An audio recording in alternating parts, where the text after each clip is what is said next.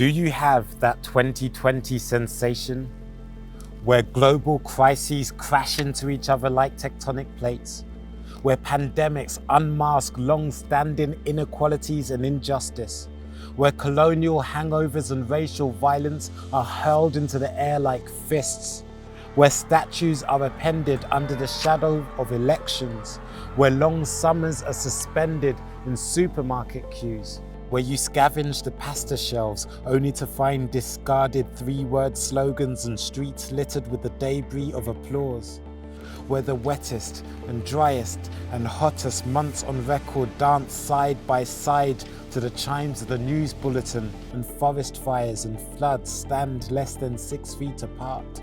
Do you have that 2020 aspiration to change hearts and chase possibilities and dreams? Do you have that 2020 anticipation for exploring our present existence in all of its nuanced complexity? Because it's time to human again. Time to exhume the bones of what it means to be, navigate the strange. We narrate the story of our living online or face to face. We face the historical, and the day-to-day we beam the magical, interrogate the canonical, and best of all we festival to explore and contest the meaning of human.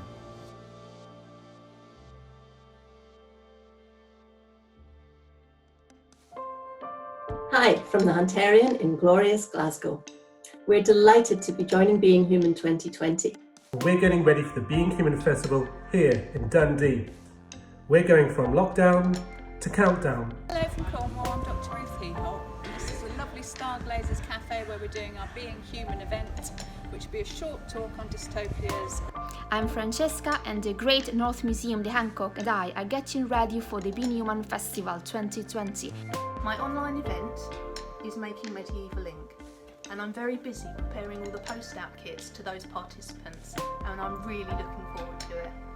People in Swansea look forward to this festival every year. They know it's coming and they want it to come. Well, 2020 has been a challenging year for all of us, I think, and more than ever, people want to learn new things, we want to connect with each other, and we all want to find out more about what being human actually means. And so festivals like Being Human are a really important part of giving us that space to do that. And this year's theme of New Worlds is particularly powerful, given 2020 has been a new world for all of us. What we've been doing is we've been working with a number of partners across the city and county to have conversations about objects in their collections, to think about how those objects can make us reimagine Derby's history, but also think about what the legacies of empire, exploitation, of exploration are for our city and county today. We are going to be talking to members of the Sikh community and members of the wider community about the painting that's behind me. So talking about how it's best to think about the painting, to discuss what's happening inside it, the narratives, and also to talk about how best to explain it to other visitors. It belongs to the city of Derby. This isn't just a place where objects come to die and be in a case and not be thought about and not be reimagined. This is a place that's a living gallery.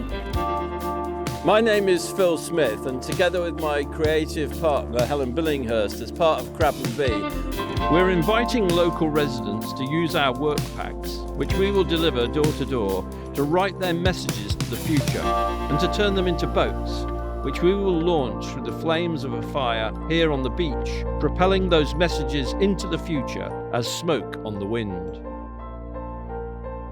As part of the Being Human Festival, we are creating the People's Palace of Possibility, in which participants receive various things in the post which guide them on a mysterious journey.